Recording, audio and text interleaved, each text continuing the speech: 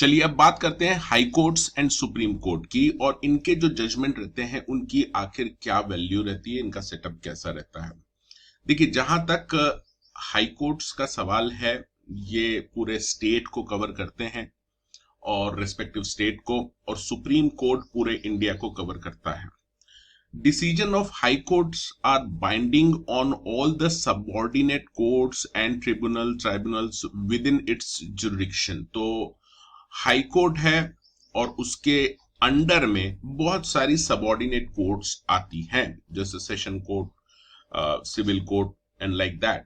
तो वो जो कोर्ट्स रहती हैं उनके ऊपर हाई कोर्ट के डिसीजन बाइंडिंग रहेंगे, साथ में इसके अंडर में जो भी ट्राइब्यूनल्स आती हैं उनके डिसीजंस, हाई कोर्ट के डिसीजन उन ट्राइब्यूनल्स के ऊपर भी बाइंडिंग रहेंगे। The decision of one high court have only persuasive value in court which is within the jurisdiction of another high court। अब देखिए, इसका ये कहना है कि अगर दो हाई कोर्ट, एक बॉम्बे हाई कोर्ट ले लेते हैं, दूसरा मान लीजिए इलाहाबाद हाई कोर्ट है, ठीक है। अब ये जो इलाहाबाद का हाई कोर्ट है ये यूपी स्टेट को कवर करता है, वहां पे जितनी भी कोर्ट्स आती है उसको कवर करता है। दूसरी तरफ बॉम्बे हाई कोर्ट पूरे महाराष्ट्र को कवर करता है, इसके अलावा ये गोवा, दमन दीव इनको भी कवर करता है, एरियाज को। हालांकि अब अगर बॉम्बे हाई कोर्ट का कोई डिसीजन है, बॉम्बे हाई कोर्ट ने कोई भी डिसीजन दिया है, तो बॉम्बे हाई कोर्ट के अंदर अंदर आने वाले जितने भी सबऑर्डिनेट कोर्ट्स हैं उनके ऊपर ये डिसीजन लागू होगा, यानी ये डिसीजन उनको फॉलो करना पड़ेगा उन सभी कोर्ट्स को। लेकिन अगर कोई similar case Allahabad high court में चल रहा है जो यूपी कवर करता है, यूपी स्टेट कवर करता है, तो यहां पर बॉम्बे हाई कोर्ट का डिसीजन जो है वो इलाहाबाद हाई कोर्ट के ऊपर लागू नहीं होगा। कहने का मतलब है उसको वो इंप्लीमेंट करना पड़ेगा ऐसा नहीं है, लेकिन उसकी एक पर्सुएसिव वैल्यू होगी। मान लीजिए कि ये जो डिसीजन था बॉम्बे हाई कोर्ट का, यहां पर इलाहाबाद हाई कोर्ट इस डिसीजन को रेफर कर सकता है, कंसीडर कर सकता है while delivering the judgment, but Allahabad high court is not bound to follow the same judgment of Bombay high court.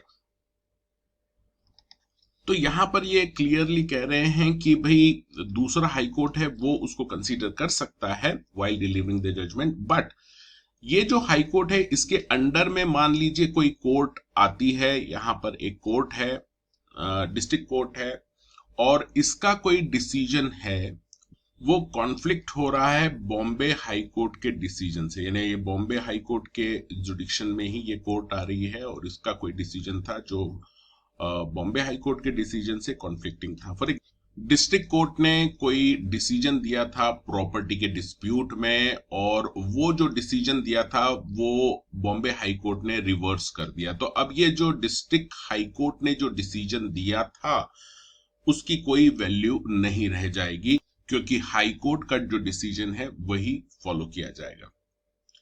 इसके बाद ये कहते हैं कि देखिए, जो हाई कोर्ट्स रहता है वो भी बेंचेस रहती हैं उसकी, ठीक है।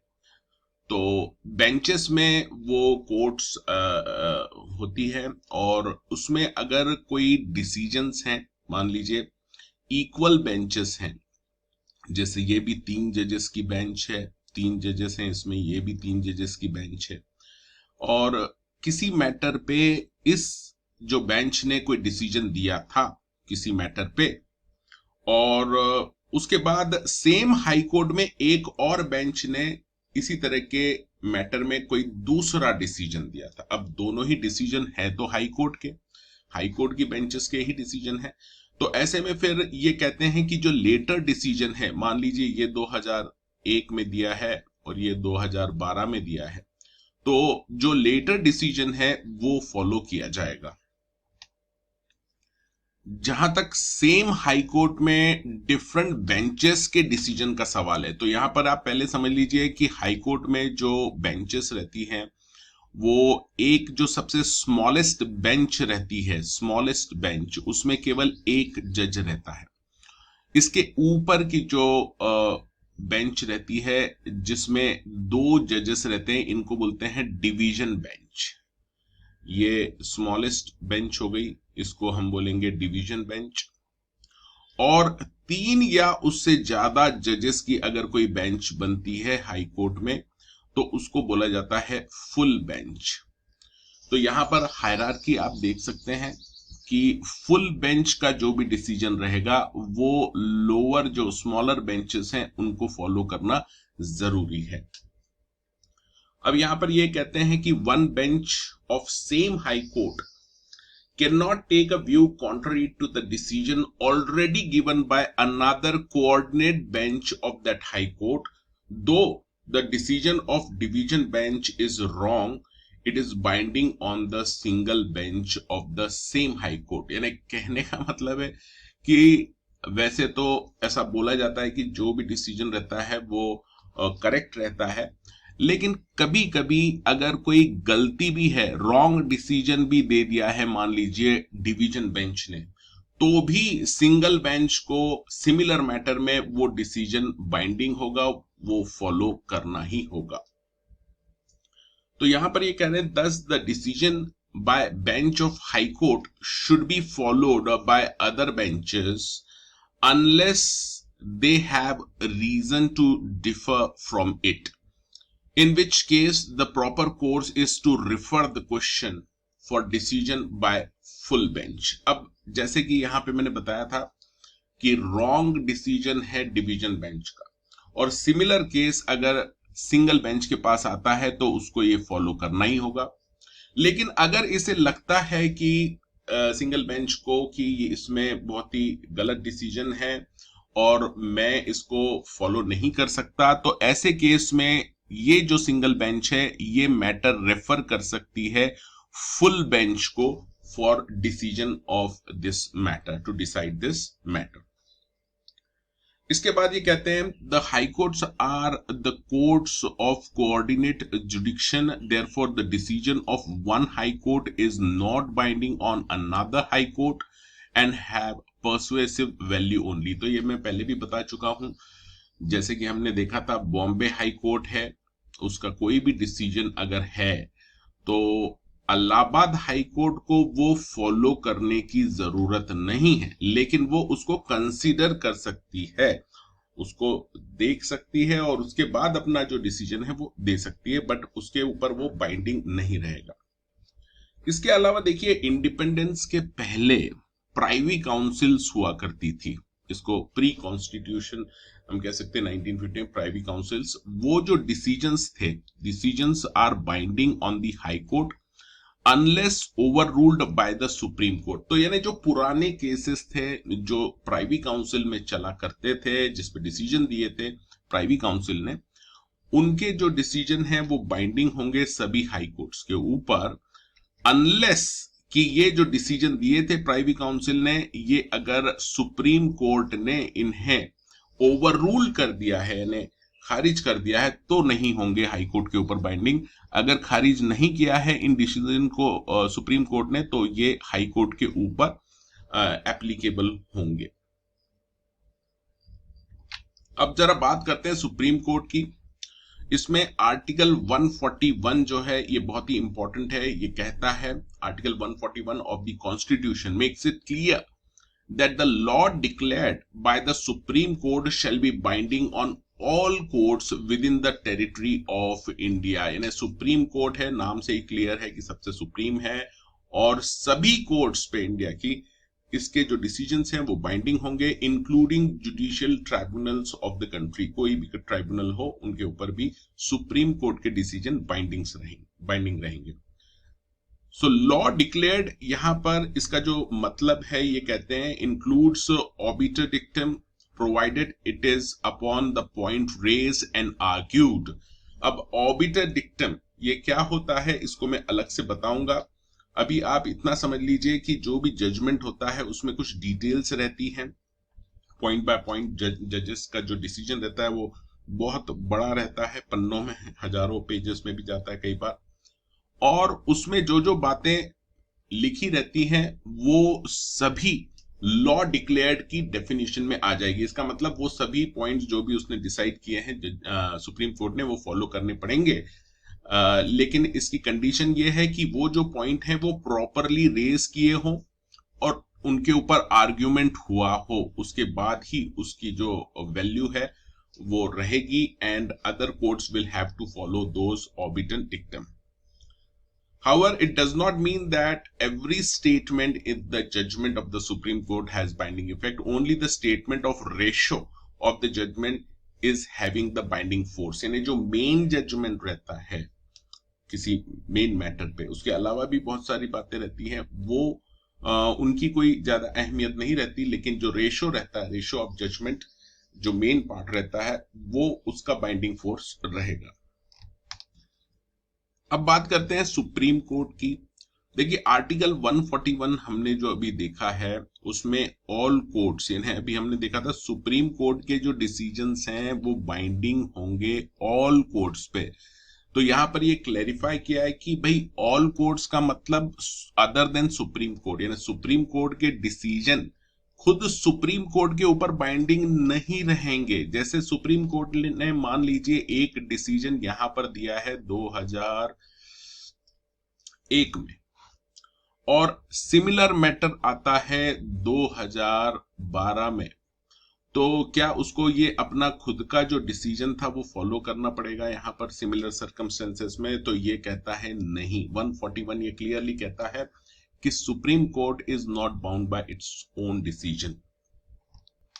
इसका मतलब सुप्रीम कोर्ट कुछ अलग फैसला भी सुना सकता है जो उसके पहले के फैसले थे उससे उलट। हालांकि अगर आप प्रैक्टिस में देखें, इन प्रैक्टिस जो एक्चुअल में होता है, उसमें सुप्रीम कोर्ट का ऑब्जर्वेशन है कि अर्लियर डिसीजन जो भी हुए हैं कोर्ट के, it will not depart from those unless there are extraordinary और special reason to do so. यानी सुप्रीम कोर्ट का ये मानना है कि जो पहले के डिसीजन थे उसके, वो उसी को बेस बना के आगे के डिसीजन देगा, जब तक कि कुछ खास वजह ना हो, स्पेशल एक्स्ट्रा ऑर्डिनरी सर्कमस्टेंसेस न आ जाए। तो सर्कमस्टेंसेस अगर आ जाते हैं ऐसे एक्स्ट्राऑर्डिनरी, तो ऐसे में वो अपना खुद का डिसीजन पलट सकता है, और ऐसा कई बार हुआ भी है। So if earlier decision is found erroneous and it is thus detrimental to general welfare of the public, the Supreme Court will not hesitate to departing from it. तो उसे खुद को लगता है कि भाई कुछ पिछला जो डिसीजन था वो गलत था, तो वो अपने आने वाले जजमेंट्स में, आने वाले केसेस में उसको वो सुधार सकता है और उससे डिपार्ट कर सकता है। फिर ये कहते हैं इंग्लिश डिसीजंस जो होते हैं have only persuasive value in India. The supreme court is not bound by the decision of privy council और फेडरल कोर्ट्स। यानी इंग्लैंड के बहुत सारे केसेस, क्योंकि हमारा पूरा लीगल सिस्टम उसी के ऊपर बेस्ड है, यानी उसी से कॉपी किया हुआ है, यूं समझ लीजिए, तो वहां के बहुत सारे डिसीजंस यहाँ पर जो कोर्ट्स हैं उनमें केवल परसुएसिव वैल्यू है उसकी, यानी उसको कंसीडर किया जा सकता है इंग्लिश डिसीजंस को, लेकिन वो बाइंडिंग नहीं रहेंगे सुप्रीम कोर्ट पे। इवन जो प्राइवी काउंसिल है इंडिया के, जो प्री कॉन्स्टिट्यूशनल प्राइवी काउंसिल के डिसीजन भी सुप्रीम कोर्ट पे बाइंडिंग नहीं रहेंगे, फेडरल कोर्ट के भी नहीं रहेंगे। Thus the doctrine of precedent is operate in India lay down the principle that decisions of the higher court must be followed by the court subordinate to them. However, higher courts are not bound by their own decision as in case in England. England में भी यही principal है। तो यहाँ पर finally हम ये देख सकते हैं कि सुप्रीम कोर्ट के जो भी डिसीजंस हैं वो सारी हाई कोर्ट्स और निचले जो भी कोर्ट्स हैं उनके ऊपर बाइंडिंग रहेंगे, लेकिन सुप्रीम कोर्ट के डिसीजन खुद सुप्रीम कोर्ट के ऊपर बाइंडिंग नहीं रहेंगे। इसी तरह से हाई कोर्ट का कोई डिसीजन है फुल बेंच का, तो वो सभी बेंचेस को फॉलो करना पड़ेगा, हाई कोर्ट में उसको फॉलो करना पड़ेगा, लेकिन वो फुल बेंच जो हाई कोर्ट की है, दूसरी कोई फुल बेंच बनती है, सेम डिसीजन सिमिलर केस आता है, तो उसमें वो डिफर कर सकती है अपने पिछले डिसीजन से, लेकिन उसकी जो सबऑर्डिनेट कोर्ट्स है, डिस्ट्रिक्ट कोर्ट, सेशन कोर्ट्स, उनको वो फॉलो करना जरूरी है हाई कोर्ट के decision. Hello friends, I am CS Shantanu Pethe, your coach, and I am very happy that I have completed 20 years of CS executive coaching. And on this occasion, I am providing free CS executive coaching to 300 students covering all 8 papers. ये जो coaching है ये मैं 3 platform के through आप तक पहुंचा रहा हूं। जूम मीटिंग में ले रहा हूं डेली बेसिस पे, वेबसाइट डाउनलोड मैं आपको प्रोवाइड कर रहा हूं जिसमें सारे रिकॉर्डेड लेक्चर्स हैं मेरे, और अनअकैडमी पे मैं लाइव लेक्चर्स भी ले रहा हूं साथ में। तो इसमें मैं पूरा सिलेबस आपका कवर कर रहा हूं। आपके लाइव लेक्चर्स होंगे, रिकॉर्डेड लेक्चर्स मैं आपको प्रोवाइड करूंगा, और साथ में आपके जो टेस्ट हैं वो मैं लूंगा और डाउट सॉल्विंग सेशंस लूंगा। अगर आपको ये कोचिंग चाहिए तो आपको सबसे पहले एक व्हाट्सएप मैसेज सेंड करना है जिसमें आप अपना नाम मेंशन करेंगे, सिटी मेंशन करेंगे और साथ में फ्री वर्ड ऐड कीजिए, और ये मैसेज मुझे व्हाट्सएप कर दीजिए 9860544418 पे। स्टेप नंबर 2 में आपको एक फ्री अकाउंट क्रिएट करना है अनअकैडमी पे। अनअकैडमी पे आपको गोल सिलेक्ट करना है CS एग्जीक्यूटिव। अब ये गोल जब आप सिलेक्ट करेंगे तो सबसे पहले कॉम्पिटिटिव एग्जाम सिलेक्ट कीजिए, उसके बाद CS कैटेगरी चेक कीजिए कहां पर है, और CS कैटेगरी में आप CS एग्जीक्यूटिव मॉड्यूल 1 ऐसा आप गोल सिलेक्ट कर लीजिए। Once you select this goal, उसके बाद मेरी प्रोफाइल पे जाइए, टाइप CS शांतनु पेठे या जस्ट शांतनु पेठे आप टाइप कीजिए और मेरी प्रोफाइल पे जाएंगे। वहां पर आपको स्पेशल क्लासेस चेक करनी है, मेरी स्पेशल क्लासेस कोई भी आप क्लिक करेंगे तो वहां पे आपको इनवाइट कोड पूछा जाएगा। आपको CS शान ऐसा इनवाइट कोड एंटर करना है तो आपकी फ्री क्लासेस अनलॉक हो जाएगी अनअकैडमी पे। अगर आपको कोई भी दिक्कत आ रही है ये अकाउंट क्रिएट करने में तो आप इस नंबर पे कॉल कर सकते हैं to get the support, that is 9860544418। Thanks for watching.